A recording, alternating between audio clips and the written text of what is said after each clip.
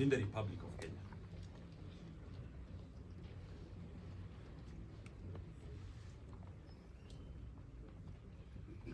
The applicants are inviting Your Honor to consider an order issued by Justice Bahati on the 9th of August 2024,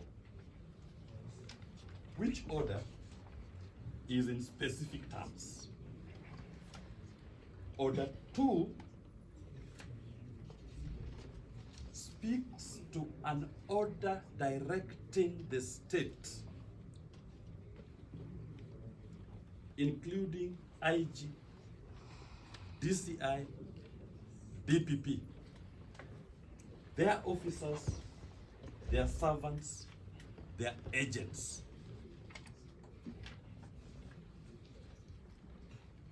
from arresting Mr. Jimmy Wanjigi, from detaining Mr. Jimmy Wanjigi. In order 3, the learned judge specifically says, if by any chance you are detaining, you have arrested, you have in your custody Mr. Jimmy Wanjigi, you must set him free forthwith.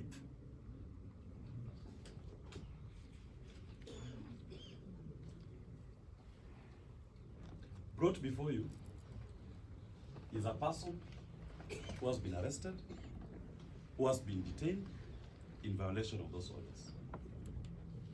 They've done everything to ignore Justice Bahati and his orders. That is contempt of court. If there are any doubts as to the tenor, the meaning, or the substance of the orders issued by the High Court,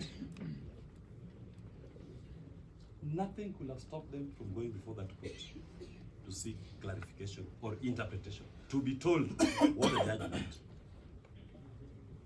What they did when Mr. Wanjigi appeared before the DCI in honor of summons was to throw Justice Bahati's orders out the window. They threw them out of the window and they said, you are now our prisoner. We will arrest you, we will detain you, and we will hold you. No less than 100 police officers involved in the high drama. Why are we here? Why are we here? If the orders given by the court could be thrown out the window in my presence as an officer of the court, why are we here?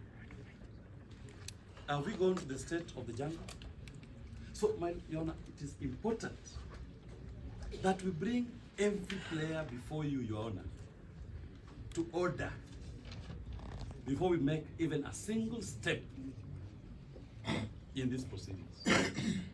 Everybody must accept and admit that we will submit to the authority of the courts and their orders whenever, wherever they are given, whether we agree with them or not. They cannot cherry pick. That for purpose of registering a charge against Mr. Wanjigi, we don't care about Justice Bahati's orders. And they want this court to now admit them. They want this court to even give them audience. They want this court to excuse their blatant breach of the orders of Justice Bahati. And as we speak, Your Honor, we have since filed a contempt of court application before the High Court against the acting IG and the Director of Criminal Prosecutions and Mr. Michael Sang, who was in charge of the operation.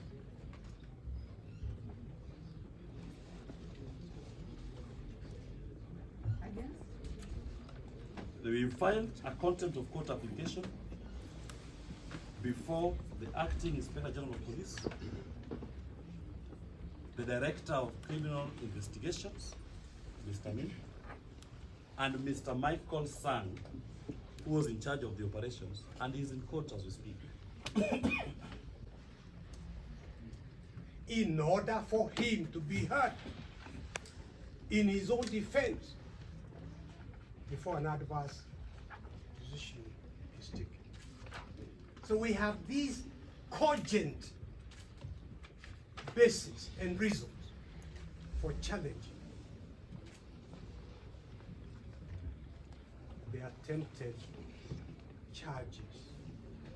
Your Honor, before I hand over to my colleagues here, let me just say, it is not just Article 47,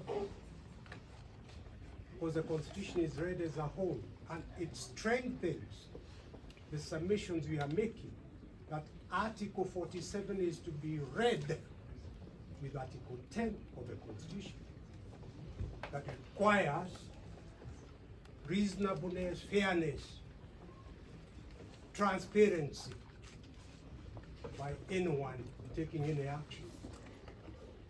And of course, Article 2, that holds everyone subject to the Constitution and requires everyone to act in accordance with the Constitution.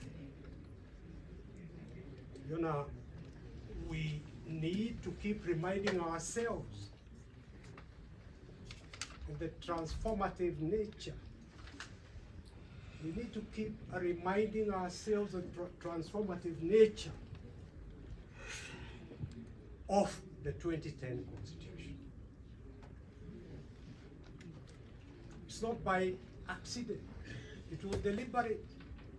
That Article 1 is about the sovereignty of the people of Kenya.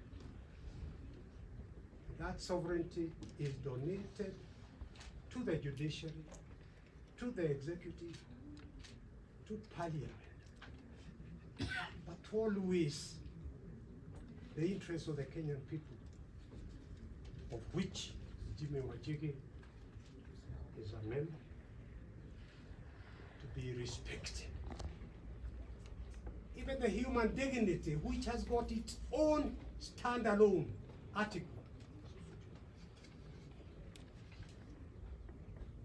All these are to be read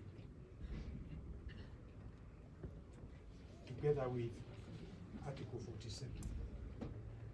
Finally, Your Honor, with a lot of respect, the people of Kenya in the 2010 Constitution donated their sovereignty to the judiciary and charged the judiciary with the responsibility of ensuring